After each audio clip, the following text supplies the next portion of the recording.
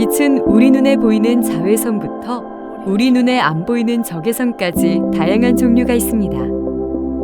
문화재 보존 과학센터에서는 이러한 빛의 스펙트럼을 이용해 문화재의 구조를 확인하는 등 여러 보존 처리 과정을 진행하고 있는데요.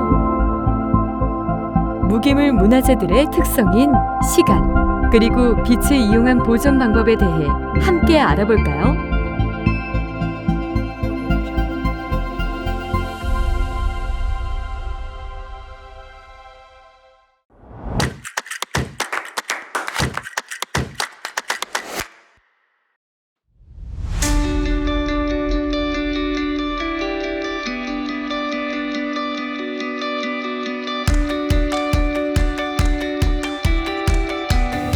안녕하세요. 저는 도자기실에서 보존 처리를 담당하고 있는 연구원 권오영입니다.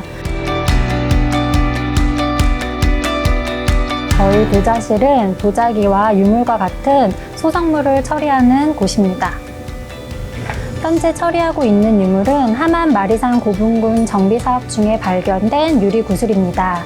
아라가야의 중심지로 중형 목각묘가 확인되었고 3열의 구슬을 깬 목걸이와 우측 팔목 부근에서 팔찌 한 점 등 다양한 유물들과 함께 출토되었습니다.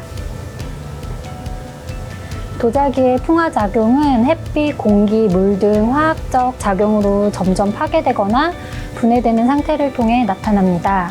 유리도 역시 화학 조성이나 환경 조건에 따라서 풍화 양상이 다양하게 나타나는데요. 유리를 구성하는 성분이 물에 녹아 밖으로 나오면 결국엔 형태를 유지하던 유리가 붕괴되고 마는 것이죠. 안녕하십니까. 문화재보존과학센터에서 도자기 보존 처리를 하고 있는 학예연구사 함철입니다. 눈에 보이는 가시광선을 통상적으로 우리가 빛이라고 부르고 있습니다. 우리가 세상에 인지하는 직접적으로 쓰이는 전자기파를 말하는데요.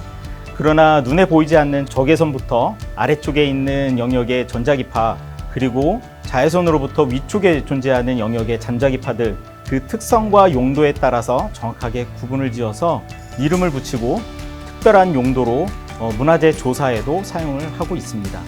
자외선을 이용해서 문화재 조사하는 방법에 대해서 직접 시연을 보여드리도록 하겠습니다. 지금 보이는 도자기에 지금 형광으로 발색되는 것들이 복원된 부위라고 보시면 되는데, 이 램프는 자외선 램프이고요.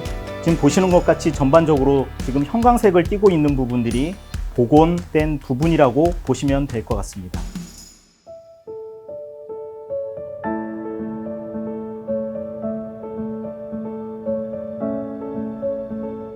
네, 안녕하세요. 저는 문화재보존과학센터에서 벽화 보존 처리를 맡고 있는 학예연구사 김설이라고 합니다.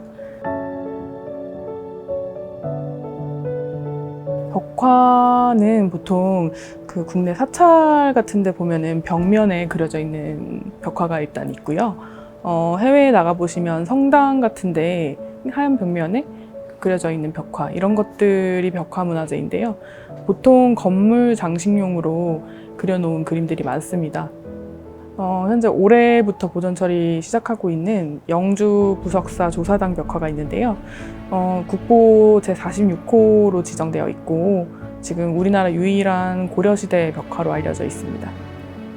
기본적으로 벽화 같은 경우에는 일반적으로 벽에 붙어 있는 경우가 많아요. 그래서 다른 소형 유물들하고는 다르게 가져올 수 없는 경우가 굉장히 많습니다.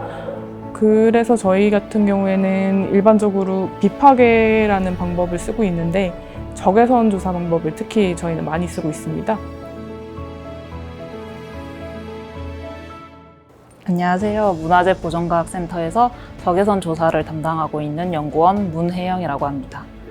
적외선 조사 방법이라면 보통 뉴스에서 이제 회화 작품에 숨겨져 있는 작가의 서명이나 뭐 밑그림, 스케치를 발견했다는 그런 기사를 한 번씩 보신 적이 있으실 거예요. 그런 식으로 이제 물감이나 아니면은 오염물에 덮여져 있는, 숨겨져 있는 밑선을 발견해내는 것이 적외선 조사라고 할 수 있습니다. 적외선은 사실 빛의 한 종류입니다. 이제 적외선은 저희 눈에는 보이지 않는 빛이에요. 대신 저희 눈에 보이는 가시광선보다 투과할 수 있는 능력이 더 뛰어납니다. 그래서 그 위에 덮여 있는 물감이나 이제 먼지를 뚫고 그 아래에 숨겨져 있는 그 글씨까지 내려갈 수 있는 것이죠. 대신 그 사람의 눈으로는 볼 수가 없기 때문에 그 적외선을 검출해 줄 수 있는 특수한 카메라를 이용해서 저희가 이제 관찰을 할 수 있게 됩니다. 네, 저는 국립문화연구소 문화재보존과학센터에서 석조문화재 보존 처리를 담당하고 있는 이태종이라고 합니다. 되게 단순하게 말씀드리면 석조, 돌로 만들어진 문화재를 통칭합니다. 석조문화재 손상은 뭐 다른 문화재와 마찬가지입니다. 뭐 물리적 손상 요인, 인위적 손상 요인, 생물학적 손상 요인들이 있습니다.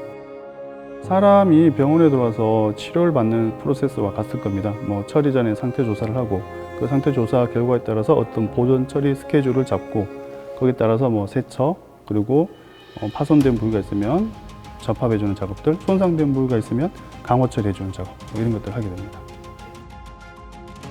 석조문화재 보존 처리 모든 과정이 다 중요하겠죠. 그 중에 가장 중요하다고 생각되는 것은 내가 하고 있는 처리나 이런 것들이 얼마나 좀 객관적이고 타당한 방식으로 하고 있고 그런 것들을 전부 다 기록으로 남겨놓는 게 가장 중요하지 않을까 하는 생각이 듭니다. 요즘에 어떤 광섬유 산업이 많이 발전하면서 기존의 야그 레이저, 관절기 레이저가 아니고 파이버의 레이저를 소스로 싸서 쓰는 그런 광섬유 레이저, 파이버 레이저가 유행입니다.